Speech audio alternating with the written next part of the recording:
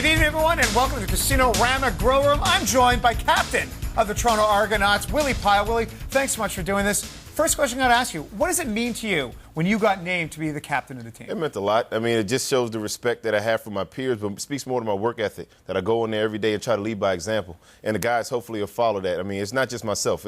We have Rob Murphy, we have Jeremaine Copeland, we have Brian Crawford, all guys who've done a lot in this league, and I'm just trying to fall in and represent the defense of the four. Now, what's Jeremaine Copeland been like? He's one of the new faces, and he's the big name acquisition for the Toronto Argonauts. Tell everyone, because we've met him before, very nice guy. Tell us a little bit about him. Man, Cope is really, he's one of the funniest guys on the team, and he's one of the hardest workers. I mean, he'll step in on scout team, he'll step in and give us a look. I mean, he's one of the guys that exemplifies a true professional at that receiver position. I mean, he brought a lot with him as far as being a new group of receivers, so he's kind of the leader on that side, really getting the guys in to watch extra film, getting with the quarterback, and he's really Coach Barker on the field. I mean, he exemplifies everything Coach Barker wants from his leaders on the team, and I can see why he was named the captain. Well, speaking of Barker, let's talk about his former team for a second. Calgary, you guys played. That was a tight game. You can't look at the score. That game late in the fourth quarter was only one touchdown away. What do you guys take away from that game? What did you learn from that? The fact that we have a team that won't quit. We'll fight all the way through, from offense to defense to special teams. I mean,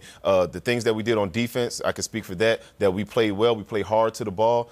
Chad Owens made a spectacular return. I mean, it's exciting to have a guy back there that can take it to the house anytime you get out there. And it's on us as a defense to give the offense the ball as many times as we can, because we know they're going to grow and they're going to be a pretty potent offense once they get it all together. Well, let me ask you, because, again, the offense is obviously well behind the defense, but you can see why. New quarterback, new running back, new wide receiver, beyond Chad Lucas, not a lot of returning in terms of receptions for the Toronto Argonaut wide receiver corps. Right. Where are they right now, and what do they need to do to get to the same level as the D? I think they just have to stay cohesive. I mean, when they get out there and they watch film, they see where the weaknesses are of the defenses that are playing them, and also the weaknesses of the offense, the things where they're vulnerable. I think if they can get a greater understanding of what teams are going to try to do to them, specifically from Cleo to the offensive line and then out to the receivers, I think, we have a good chance of being a pretty good offense. But it always starts up front, and our O-line is taking great strides to get stronger, bigger, faster, meaner. I mean, those guys are in there working out hard. Our running back, he can really get the job done. But it really comes back to the quarterback being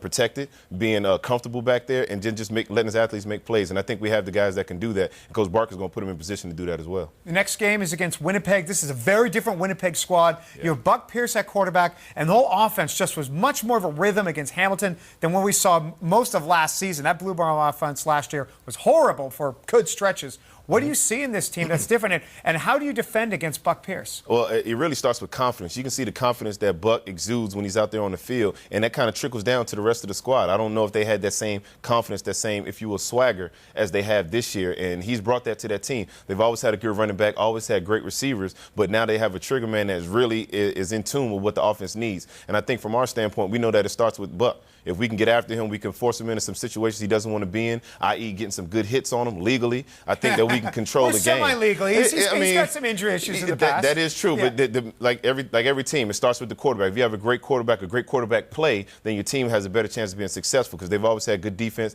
good special teams with Javon Johnson. So it really comes down to really getting after him, and we got to stop the run. Fred Reed is the engine that makes that thing go, and then Buck is really the conductor. So if we can take care of those guys, which is a tall task, but we feel like we're up to it. Willie Pile, thank you so much for this. Good luck against Winnipeg. Good luck in the rest of the season. We got to go. There's more web videos like this every day, all the time. Go on the web. Check it out. Do it right now. Thank you.